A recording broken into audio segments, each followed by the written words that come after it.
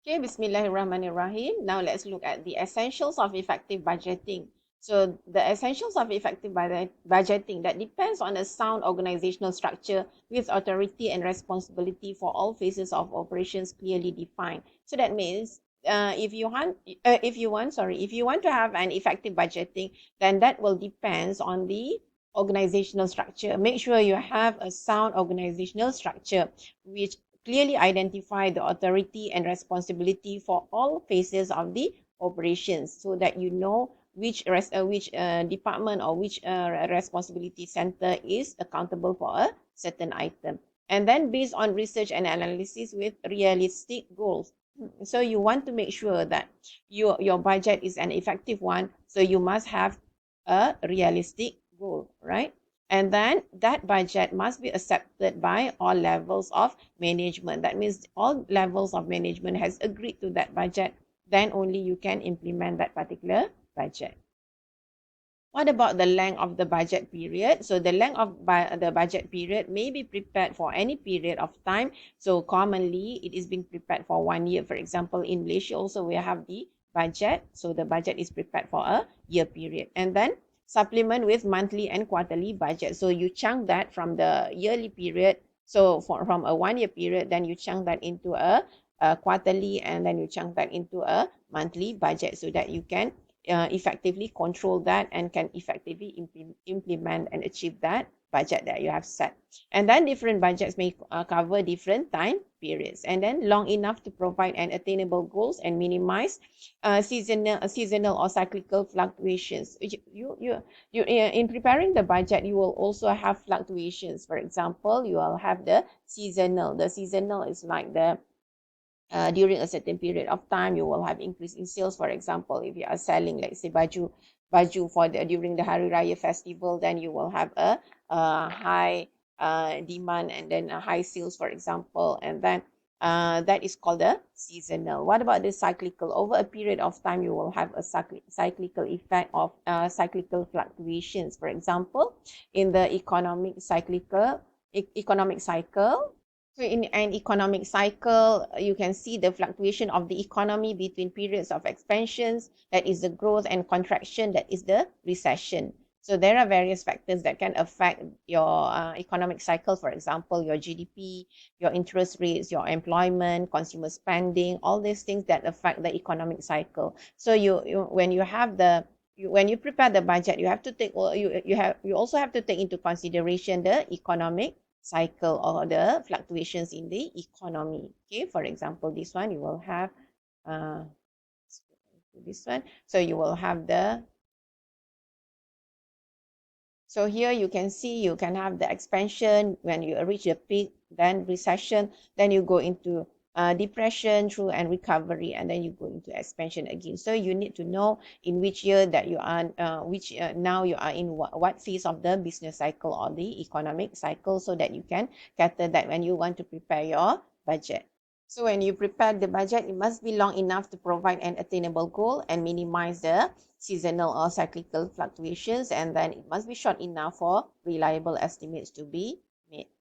Right, and then with regard to the budgeting process, so your budget must be based on budget goals on past performance. So you depends that when you want to set for the future, you must base on something, and that something that you base on is your past performance, and then you gather all the data from the organizational unit and begin several months before year end, and then develop budget with framework of a sales forecast. So this one is you start off with your sales budget, and then that shows the potential industry sales, show the company's expected share. That means if you want to set your how much the sales that you want to achieve, that will also be based on the industry. If you are in the automotive industry, then look, if you are a car manufacturer, for example, so then you look into the industry, you look into the whole industry, what about the sales, and then what about the expected share that you intend to have the portion of your market share. So when you prepare the budget, so the budgeting process, you need to consider various factors. Okay, in the sales forecasting, you need to consider about what about the economic condition currently? What about the economic condition? Okay, what about the industry trend? Have you done any market research studies? And then anticipated advertising and promotion. Okay, and then previous market share. What about the previous market share? Because you want to forecast for the next. And then if there were to be any price changes, that should also be taken into consideration. And then do you have any technological developments? So all these things must be taken into consideration when you want to prepare your sales forecast. And then budgeting and human behavior. And then you also need to consider about the human behavior, or about the morale of the employees and so on. Okay, what about, so you will come across the word participative budgeting. So what do you mean by participative budgeting? That means each level of management should be invited to participate in the preparation of your budget. Why? Because it can inspire higher levels of performance or discourage additional effort. So it depends on how budget development and administered. So generally, when you want to prepare the budget, you have to also take into consideration the human factors. What about it?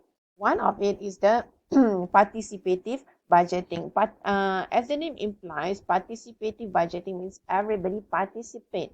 Okay, when they participate, they have this certain sense of belongingness to that particular budget that they have prepared. So indirectly, this can motivate them to try to achieve the budget, or try to achieve whatever that you have set, right? So by having this participative budgeting, that can result in a more accurate budget estimates.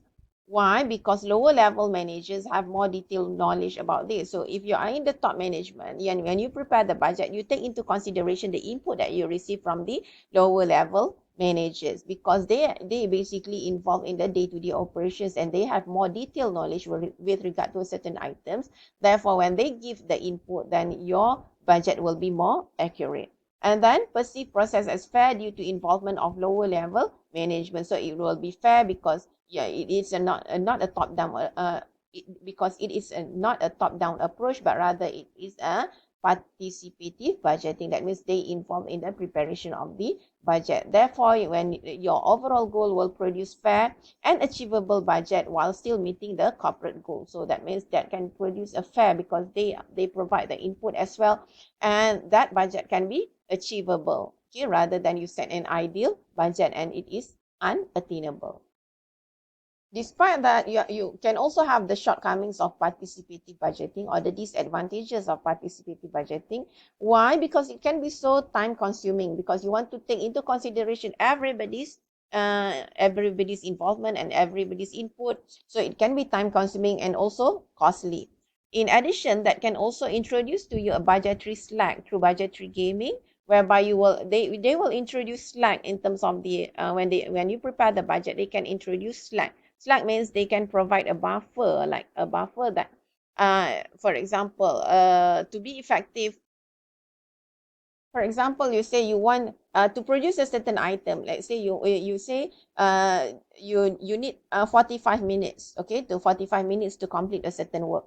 But then they say no, we need 1 hour to complete that. So they have introduced a budgetary slack of another 15 minutes. So in that, you are they that can lead to an effective scenario, whereby you should start at 45 minutes, but rather they say they need 1 hour to complete that, and you consider their input and so on. So that can create a budgetary slack in that sense.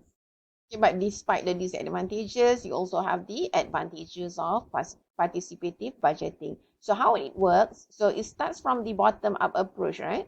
So you start with the departmental managers. From here, then these department managers will give input to manager plan A, for example, and this one they will give input to manager plan B, and then to the vice president production, and then to the president of the production. So that means you involve everybody in the preparation of the budget. Okay, flow of budget data under participative budgeting. It is a bottom-up approach. When we prepare the budget, we also need to take into consideration the human behavior and the morale, as well as the motivation effect. Okay, the motivational effect of the humans involved in the preparation of your budget. So with that, I thank you.